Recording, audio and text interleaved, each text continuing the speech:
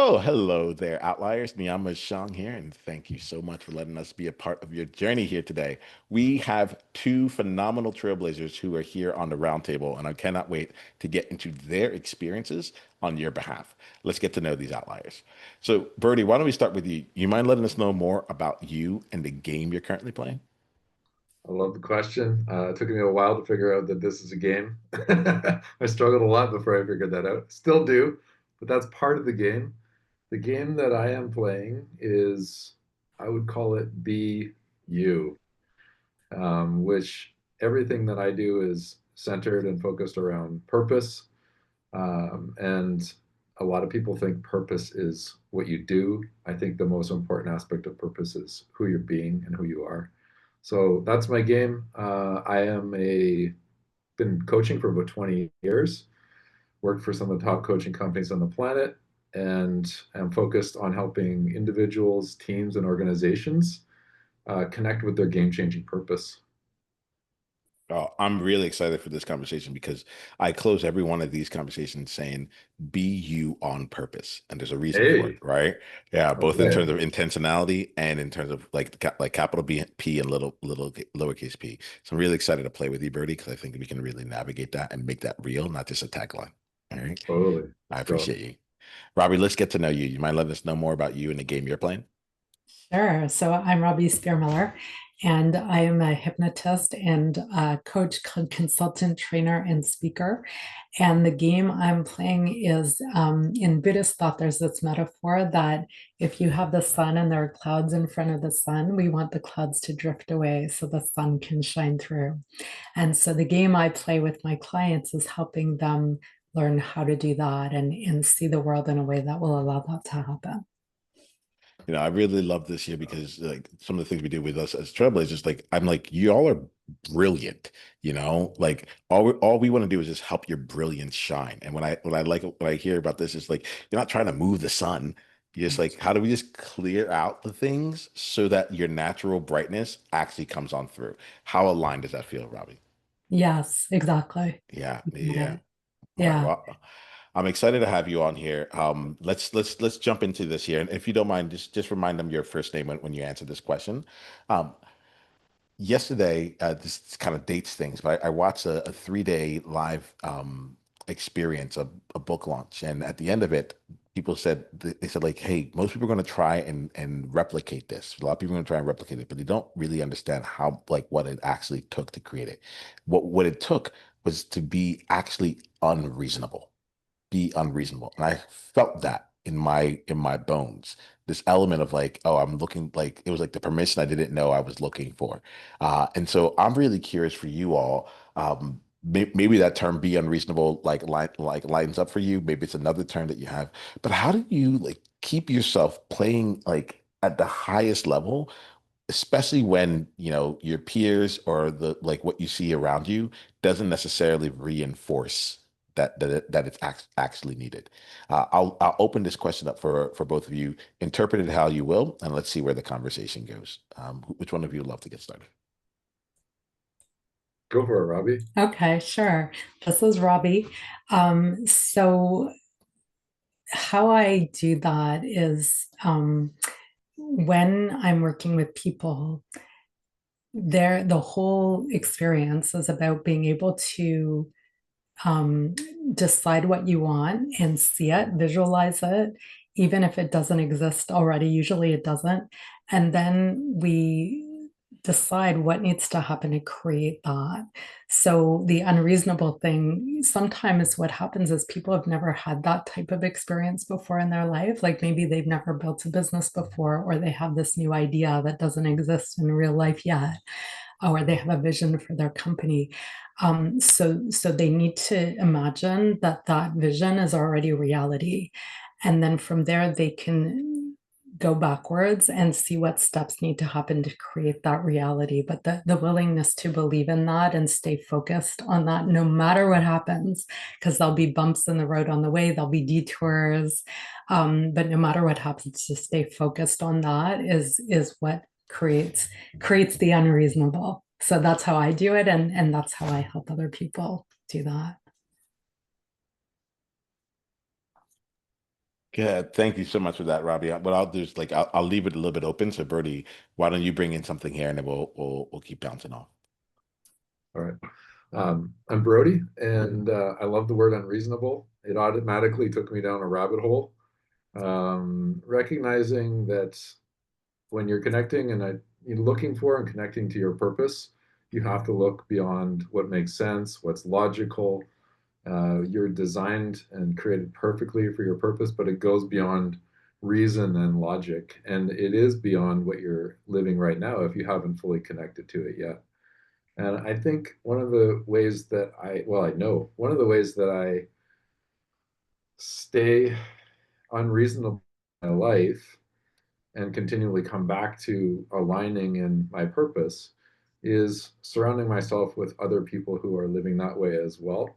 Right now, I just landed. I took a 4 to 6 week trip to Puerto Escondido, Mexico, for productivity. Like, how many people are doing that? And staying in a hostel with people from all around the world. It's like $10 a night to surround myself in a new environment and just all these other outliers, unreasonable people on their own path. I'm loving this. Y'all are getting me already like kind of like flowing a bit here. One of these things here I'm gonna call out like outliers. Look at this. Like Birdie like took himself into a position and said, let me create the circumstances for me to go and be with other people who are thinking differently and doing things differently, right? Even like the hostel, you're like, it's like once you get there, you can just like you're good. And you could be in other places, be like, I want to be around where I'm going to be stimulated the most, you know. And I want to, I just think that's something really smooth here, outliers, or it's just like, um, what's coming to me is like it's like the unreasonableness comes to mind of like where are you looking at and saying, but I don't know where I'm going to get clients, or I'm not necessarily who's going to be like, like, where do I find the people that I want, you know? And it's like, what if you got on a plane? What if you went to where they were? And what if you like allowed yourself 4 to 6? I like how there's actually a range. You're like, it's not actually determined yet. So you allowed yourself like an indeterminate amount of time to actually be in their world and see what gets created from there. I like that a lot. So thanks for bringing that in, Bertie. Yeah, man. Robbie, you brought up something that really made me smile. Like, generally speaking, what I hear about you is that like you like to you like to help people create realities, right? And I think that's different than like possibility. You're like, hey, let's like, what's the reality you want to create? Okay, great. We got to like, what's it going to take to go and make that come to life? How do we keep you moving toward this? So I'm going to bring this question for both of you here. In the reality creating game, however you interpret that, what would you say is one of the things that has helped, like, allowed you to stay on course? And you know, when you do hit a barrier, which happens because we are human, what's the thing that you found to help you kind of bounce back quickly? I guess it'd be resilience, but it's just like how do you stay the course? Right? Nice. Do you want us to say our name first every time? No, you know, I think at this point with this session here, we're good. Sometimes I have like 6 people on, and I'm like, oh yeah, Okay. it is helpful to say it every once in a while, but like y'all are good now. All right. Cool. I can go. In this reality game, I work with systems. If I had to rely on my thinking, I'd be screwed because thinking is designed for survival and safety and comfort and the opposite of like expansive growth. And so a couple of the things that have been helpful for me, one, getting connected, first discovering and getting connected to my inner guidance. We all have a system built within us that will guide us where we don't even have to think. The answer is there if we are able to tune into it. Another one, like relationships are huge, and oftentimes we steer and make our decisions based on our relationships and what the closest people in our life need and want from us. But we also steer based on what people we will never meet will think of us. But those core relationships are super important. And for me, recognizing that my primary relationship is between me and the universe or the all or whatever you want to call it. And that's my purpose. And I'm not going to give that up for anybody. And so that's why I'm here in Mexico for 4 to 6 weeks. Um, and then how do I bounce back?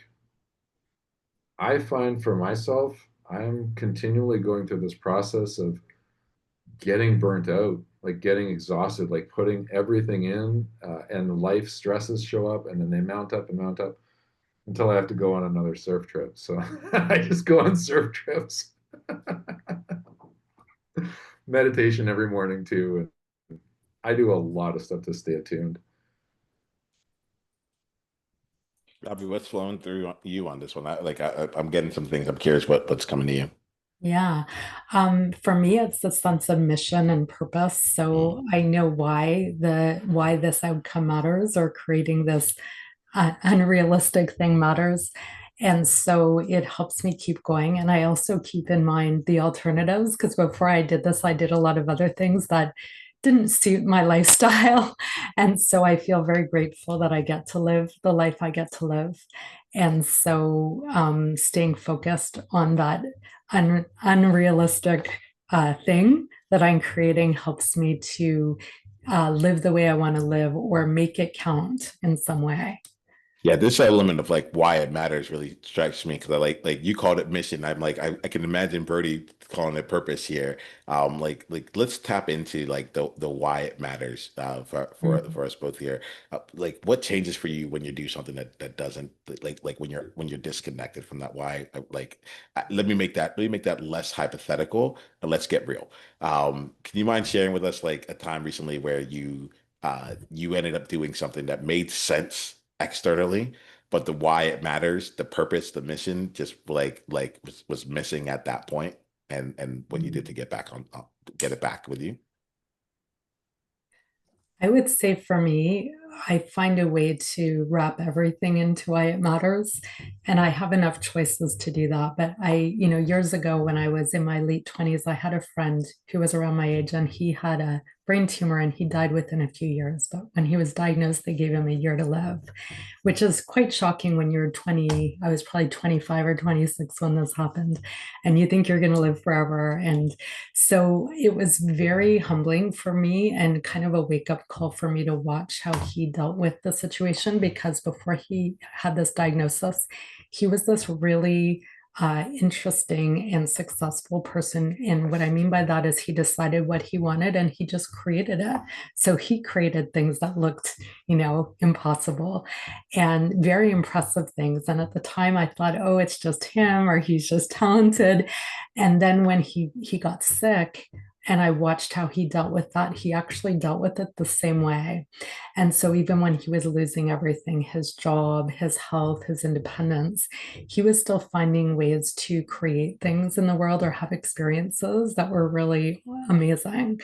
And so it made me realize I could do that too. So that was kind of the big change that happened in my life. And so he's inspired me a lot to be willing to take the risk and stay focused and make it happen because he showed me it was possible. That hits me hard there, Robbie. Like in many different ways on it. I'm glad. I appreciate you bringing that in. Um, that Brody, let me give you a chance to respond to that as well, real quick. But if not, there's something that's coming to mind. I mean, I think that death is a really powerful reflection for us as human beings, infinite beings in these finite bodies, and it can reveal a lot. And sometimes we don't see the greatness in someone until we don't have them anymore or they're sick, and then we see. And same with ourself. A lot of the time people aren't motivated or companies aren't motivated until there's a crisis, and then that finally gives us permission to stand up for what we believe in, step into what we want, and create what we're here to create. I have a colleague, and he would say, every room I walk into, death walks into the room with me, right? And he Mm. also like he's a shaman as well, and so he has like deep. He's done a lot of work with it. And he's like, be careful when you invoke, that like be careful with it. But I one of the things I took away from it, and I wasn't able to experience it on the depth that he had, but it was this element of like now. there's a nowness to this moment. There's an opportunity to create in this space here. And what happens if you partner with that to keep creating forward?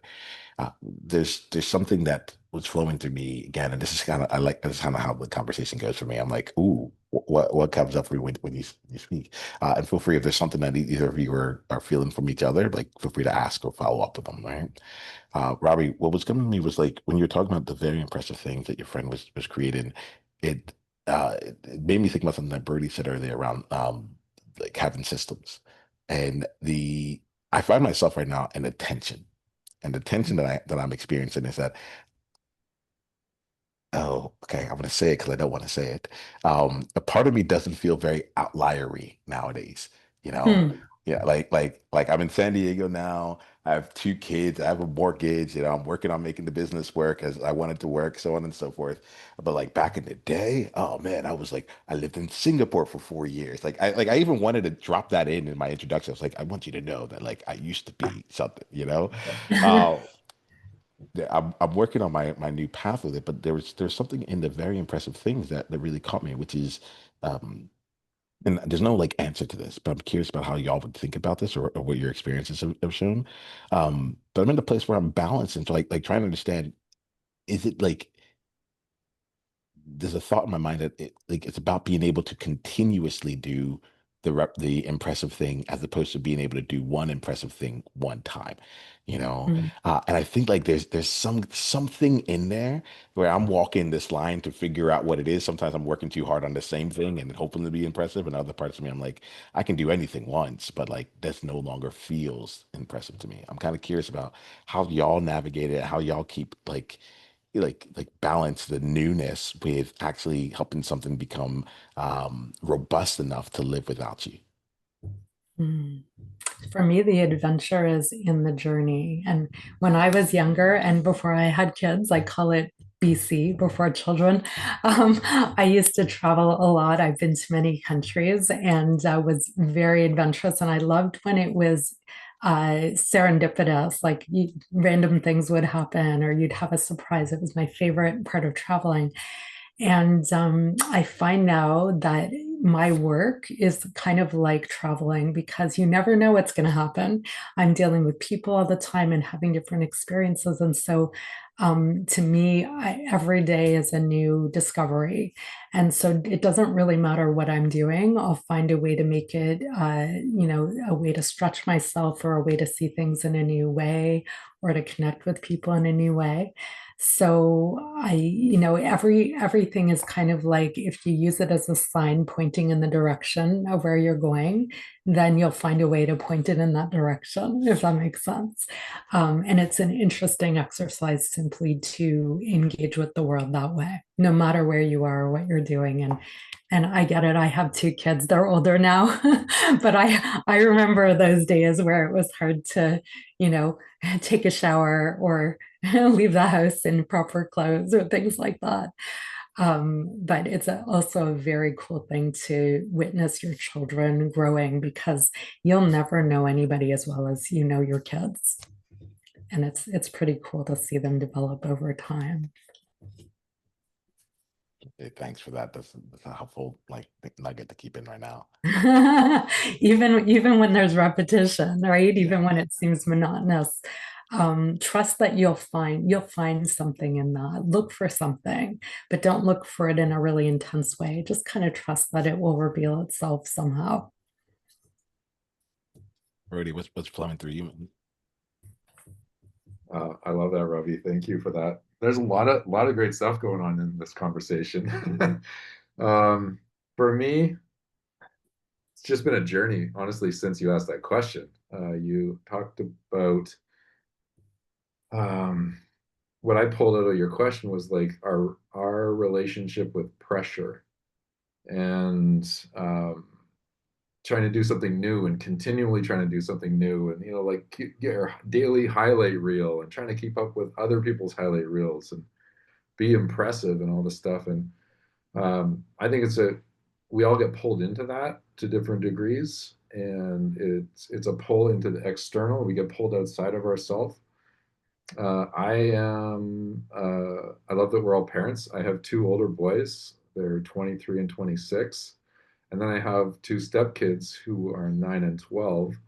And so I'm on this journey. I'll back up a little bit here. Once we have kids, our life is not over. Once we get married, our life is not over. Once we get a job, all those things. The thing is, we need to continually listen deeper than our thoughts or thinking what other people are going to think. We need to tune into what is true for us. So for this trip that I'm on, for example, school's about to go back in. My wife's got her hands full. She's going back to work. The kids are going to their school next week. And here I am, 3 days ago, left on a 4 to 6 week open-ended trip to Mexico. Nobody thought it was a good idea until yesterday when my wife saw the difference, and there's been a shift within the family.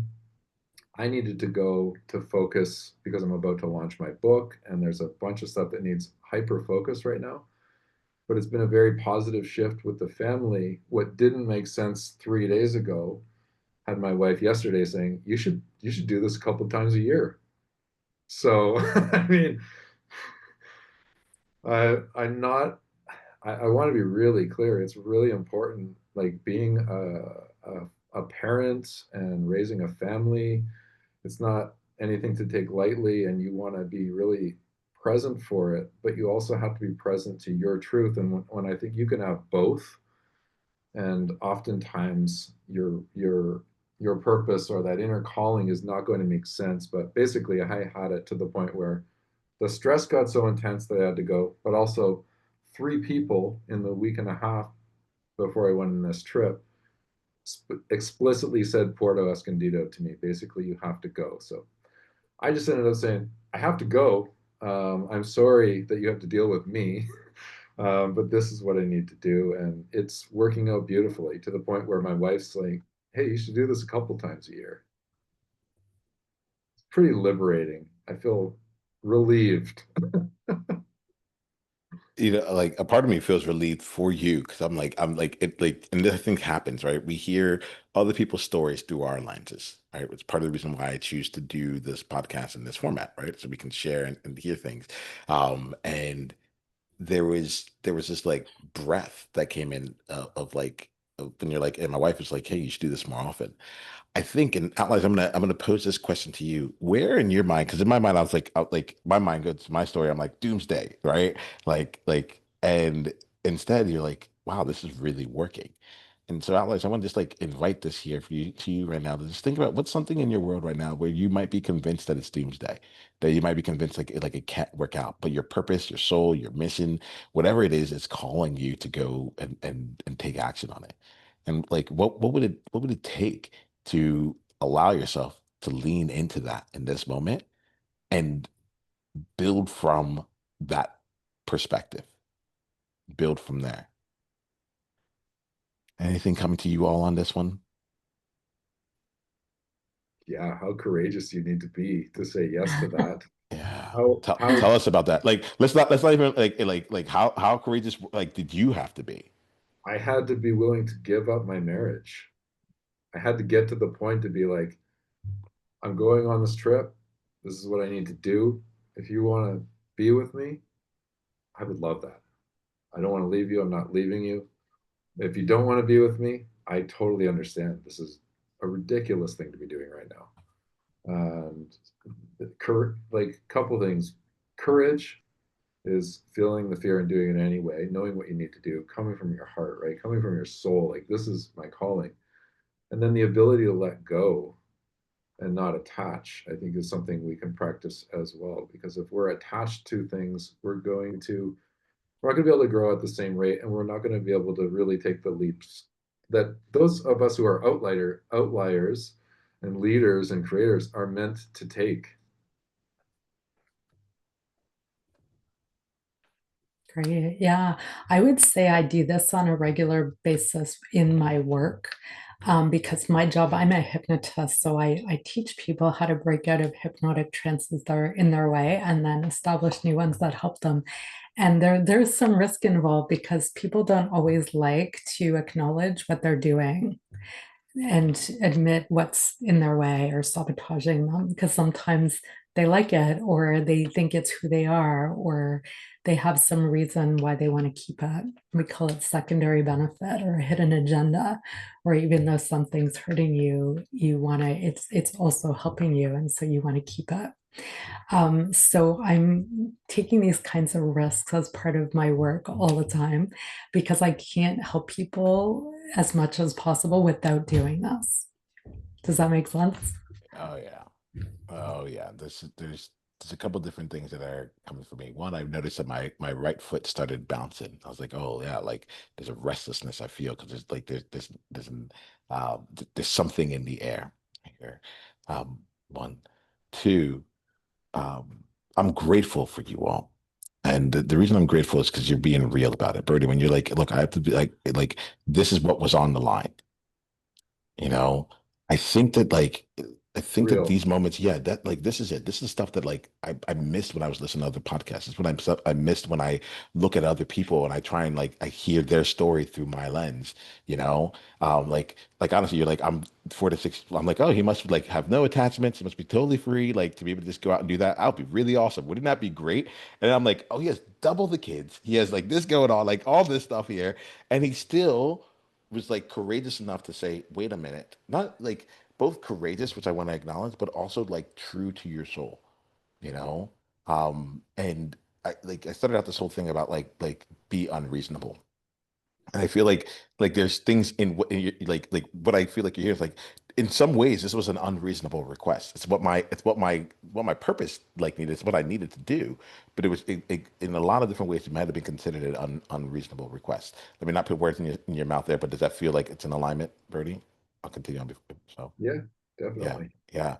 One of Well, the I things mean, we're taught as speakers, as trainers, someone who goes out and tells their story to help other people, we are taught to not talk about what you're going through right now because you're still processing it. This is, I've done a lot of study with a lot of great teachers around this. What I recognize in my evolution is that did used to be true for me because, in a sense, I was a victim of what I was going through right now. It takes a lot of self work to not go into victimhood in the struggle that you're going through right now. And like I can show up here and I can share my present moment story because that's what I would want to hear from somebody else. I want to hear what's real. And because I have done enough self care to be able to not be a victim of the struggle. And I've had a day of like, holy shit, this is a breakthrough. Like, we're seeing progress, right? But yeah, it's unreasonable. I mean, some of the people listening, somebody's going to be like, who's this guy and what's he doing? And he left his family and all this stuff. It sounds too easy. But another person's going to hear it and go, what's true for me? Like, where do I feel called truly that actually scares me and excites me at the same time? If we loop back to the theme of death and being aware of that in a way that helps us, um, if you're facing that, there is no risk, because you just know you need to live your life. And my experience as a mother, and I built my career, I started my business when my older son was a baby, and then I had another one. So I've raised two kids while building this business. And as a woman, that was not always easy, and not everybody was happy with me. But as I see them, and now they're 15 and 20, they've learned a lot of great things, including how to be an entrepreneur and how to be comfortable with that, and dynamics between men and women. So as they're dating or eventually, having their own families, I hope their future wives thank me because my boys have had to learn how to be really self-sufficient and capable and do, the range of tasks around the house, for example. So I think it's a good example to them of going and doing what you need to do in your life and trusting that, your kids will get what they need and it'll all be okay. But I'm sure there were people who did not agree with some of the choices I made when I was raising my kids as well. So I think there's that faith factor. I have a friend who's very, very successful businesswoman, and she said that she had a friend who was a stay-at-home mom, and so they were raising their kids together, and the stay-at-home mom would bake the kids cookies and go to all the uh, outings at school and all of that, and she felt guilty because she didn't do those things. But now that her kids are adults, she sees that they're actually more uh, free to live their lives fully than the children of this other woman because they had an example of that. So, yeah. So I think our kids kind of eat and sleep and breathe how we're living. And if we're living true to ourselves and our mission, then our kids will learn how to live that way for themselves. Oh, there's something whenever we bring the kids in, like I feel it one of my coaches, he's like, I know with parents, if I push the kid button, like we can really get to what really matters, you know? Yeah. I think that it's like I appreciate this because I think there's a component of, Brodie, we're going to hear about the success of your launch, and we're going to hear about how great it all went, and we're not, and in it we're going to like we may miss what it actually took to get you to this place, Robbie, you're like, I've been at this for decades as well, right? Like you did this when your first kid was born, like, and it's like, that if we're in a world right now, it's 2025 right now. If you're saying that they're 20 years old, it was like 2005. Like the world is very different, you know. The access to other people who were not just entrepreneurs but doing their own thing and being a hypnotherapist at the same time, a hypnotist at the same time, like that is there's layers upon layers where now as we listen to this, it's like, oh, okay, yeah, it makes sense. I have a friend. It's like, no, no, no, like pioneering at that time, right? And really having to, we brought up the word systems earlier. It's like you have to create those along the way. And so what is getting me right now in this very moment is one, I just want to acknowledge both of you there. Two, it's helping me realize I'm like, oh, there's a like my story is also your story, and just to kind of acknowledge like, oh yeah, like this too will be a time that was in the past, and and there'll be a moment where there'll be a choice to be made, and you have to like, you have to see what you really stand for and how that really comes to life. And I think that a lot of us, we don't really see it. We get to see the sizzle reel afterwards. We get to see the highlight element, or we think about life as a montage, and we're like, do you know how like that was 10,000 sit-ups that were done during that 3 minute like portion to finally become strong enough to take on whatever needs to be taken on. You know, you all have been really, it's been fun having this conversation. I want to like open it up for you. Is there something like based on this conversation and the three of us here that's on your mind, a place that you would want to explore? I really haven't asked people to like bring in their topic, but I realized like this is like it's a cool group that we have. Is there something that's on your mind or something you would like to explore here?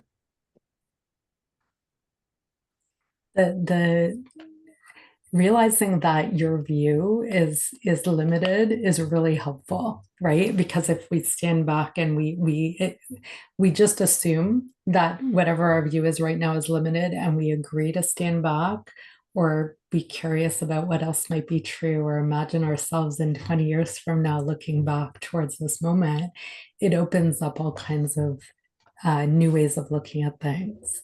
And so I think that's a really good point that you're making there about, you want to be able to look beyond whatever horizon you see right now. There's more. I loved hearing this component. This is I just got a sense of like how like what you do, because you said like you start with the reality you're looking to create and then work back from there, right? And Right. I just heard it a bit right here where it's like looking 20 years into the future and like seeing what you did. And I was like, oh wait, this is the game that you play. You constantly start with like it's arrived, and then we you know just bring it to fruition. Now we just take the actions of like what will bring it out to fruition. That's right. And realize when I started my business, I come from a family of medical doctors. So Mm. very opposite from being a hypnotist. And I come from a very academic background myself. So This was not a typical thing to do from where I come from. So I had a lot of people say to me things like, really, people are going to pay you to do that? And if I had listened to them, I would never have done this. And I have a training center. I train hypnotists and business owners and other people who want to improve their lives. And there are thousands of people who have better lives because I didn't listen to the naysayers.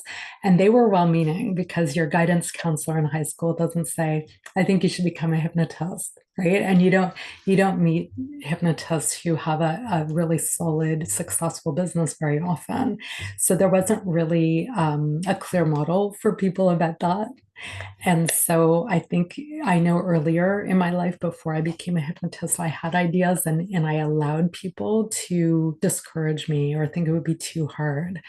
And thank God I stopped doing that, because otherwise I would never have done this. But I think for years before I started doing this, I knew I wasn't sure what I was going to do, but it was going to be something different and something that contributes in a meaningful way. And so I was kind of searching for that my whole adult life. But, it took me some time to get here. You just brought up like people who don't have like a model for of what this could look like, and I actually would be really curious if you both wouldn't mind sharing um what's the model, like how have you shaped your businesses now here, how, like what is the model that you're currently working with, or things that you have discovered through this process, knowing that like we all have to go out and find our path with it. But I think that when you said that, I was like, oh, I wonder what is a model that like really works for this game here. Robbie, would you mind starting, since you brought it up, and then we'll go to you, Brodie, and I think we'll wrap up afterwards.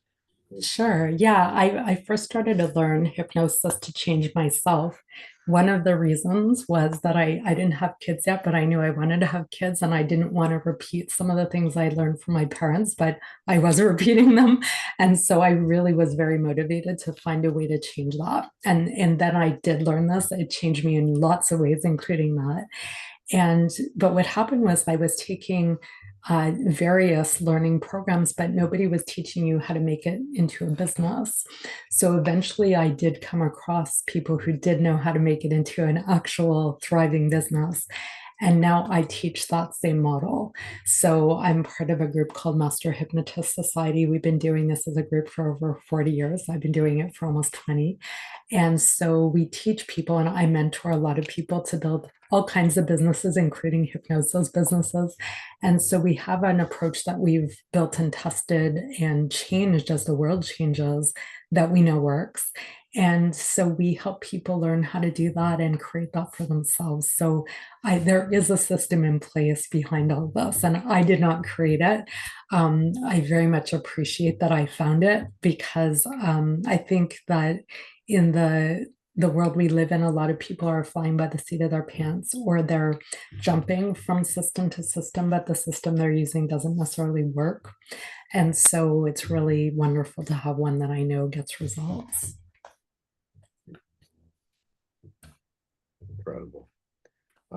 Robbie, you said earlier about like curiosity, getting curious and then sitting back, like getting that perspective on your life, maybe your business, maybe your next move or where you're at right now. Like that was the game changer for me, was curiosity at a really early stage. I started recognizing that curiosity was so powerful, and so many people are so set in knowing, and if they don't know, putting this front on, like being, it's almost like a vulnerability if we don't know.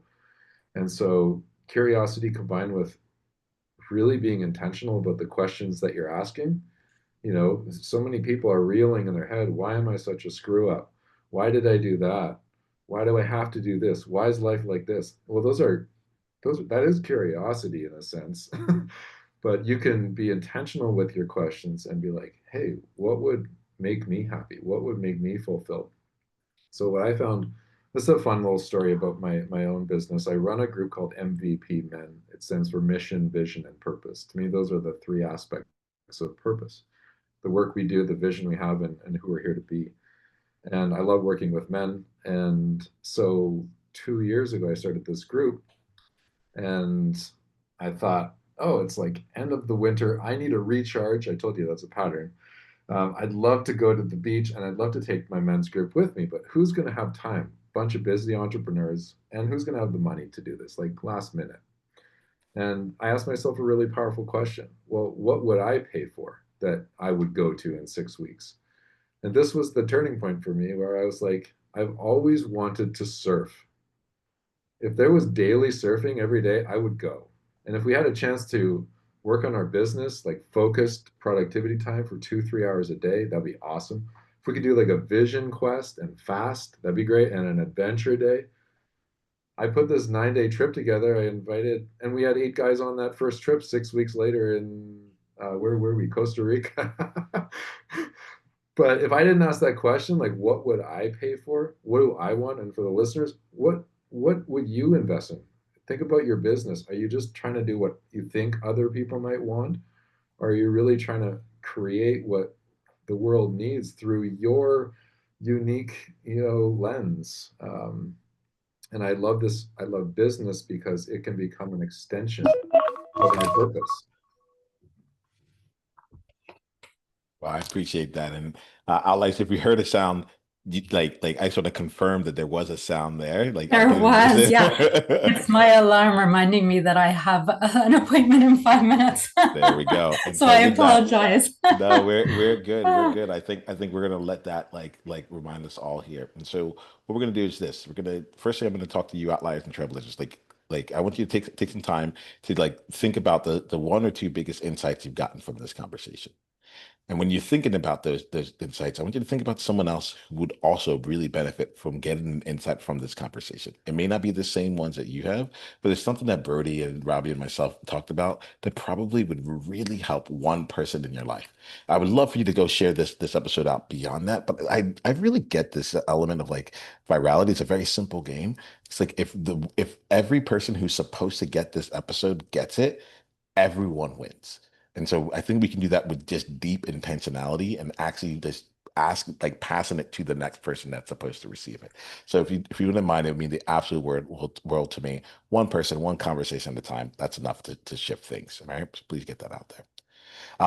What we're going to do here, Brodie and Robbie, is like to wrap up our conversation, is that I ask you to share here the way that outliers can go deeper down the journey with you, your best contact info, and an insight that you are leaving this conversation with. This is important. It's not an outside. It's not something that outliers need to think. This is like the only reason to have a conversation is for us to be transformed. And I want to make sure that like I at least check in and see how the people who were on the roundtable were able to get something from it as well. All right. And if you didn't get an insight, you can just say, I didn't get an insight. That's totally fine too.